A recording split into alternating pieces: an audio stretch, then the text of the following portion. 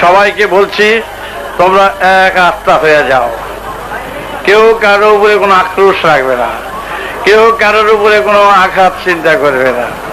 যত ভুল করুক, যত ভুল আসুক, সব ভুল আমার পায়ে দিয়েছ তোমরা, আমাকে সঁপে দিয়ে দাও। আমি বোঝাই করে নিয়ে সব ডোবার মধ্যে ফেলে দেব। আমি তোমাদের সাথে এক প্রাণ হয়ে থাকতে চাই, এক রক্তের সাথে মিশে থাকতে চাই।